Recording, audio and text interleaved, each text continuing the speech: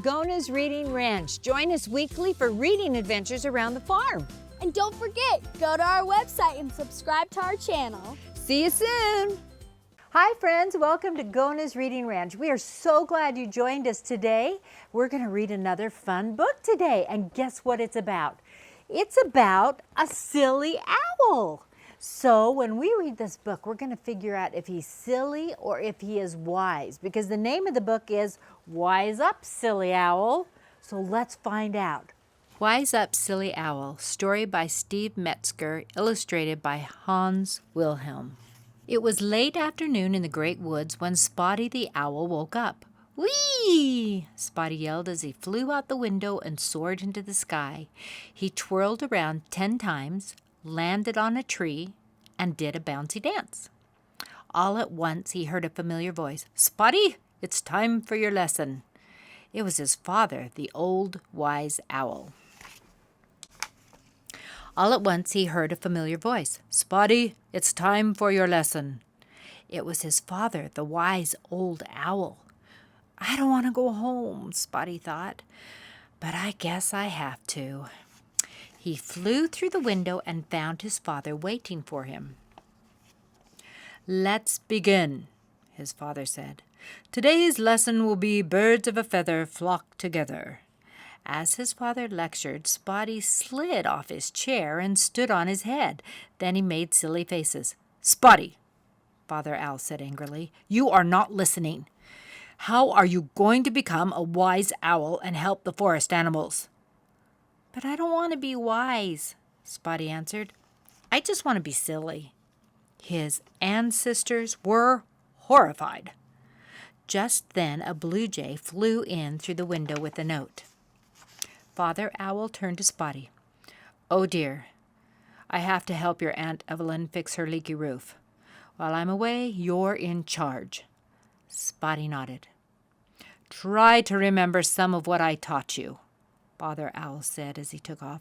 "I should be back tomorrow. Goodbye." "This will be easy," Spotty thought. "I'll just pretend to be wise. Nobody will know I'm not." His ancestors, watching from the pictures on the wall, weren't so sure. There was a knock on the door.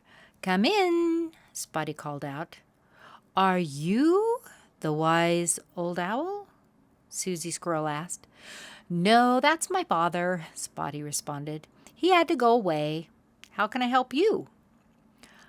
"I forgot where I buried my acorns," Susie began, "and it's almost winter." Spotty tried to look thoughtful. Then he sang, "Climb a tree, dance around, run and jump, look on the ground." "Now you may go," Spotty added. "Goodbye." Susie scurried off. After a few seconds, Spotty followed her to see what would happen. Susie did exactly as she was told. After dozens of acorns fell to the ground, she happily gathered them. "That young owl is very wise," she excitedly told her friends and neighbors. "This wise stuff is a snap," Spotty said as he flew home. The next morning, Max Beaver showed up. "Susie told me you gave her good advice," Max said. "I have a problem, too."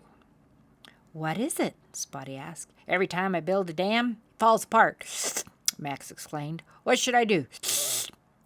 Spotty smiled wisely and sang, "Gather sticks, pile them tall, sit on top and have a ball." Again, Spotty followed to see what would happen. But this time Max's dam came apart and he fell into the water. Splash! "That young owl is not wise at all," he shouted. "I'm going to tell everyone." Spotty's wings dropped as he fell home and crawled into bed. "Oh, I really messed up," he said. Later that afternoon, Rosie Robin flew onto the windowsill and began chirping. "Is the wise old owl back?" she asked. "I have a problem, but I heard you're too silly." "I can be wise. I know I can," Spotty replied. "Give me a chance." "Well," Rosie said, "there's a fox near my tree. I'm afraid he'll get my eggs." Spotty looked at one of his father's signs.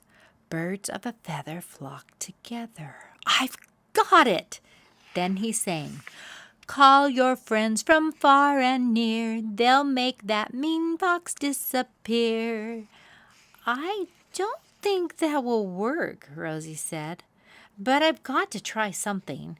As she flew out the window, she yelled, help me! Help me! This time Spotty stayed home. He paced back and forth. I hope everything turns out okay. He looked up at his ancestors. They seemed a little nervous too. Dozens of Rosie's bird friends followed her home. The fox started to climb the tree. There he is, Rosie shouted. Dozens of Rosie's bird friends followed her home. The fox started to climb the tree. There he is, Rosie shouted. The birds flew toward the fox, screeching and pecking, terrified.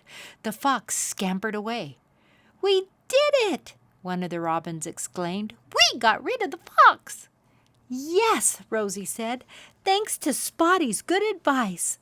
The robins flew from burrow to den, spreading the word about Spotty. A few minutes later, Spotty heard a commotion. He saw a large group of animals coming toward him. Uh-oh, he thought. Maybe they're mad at me.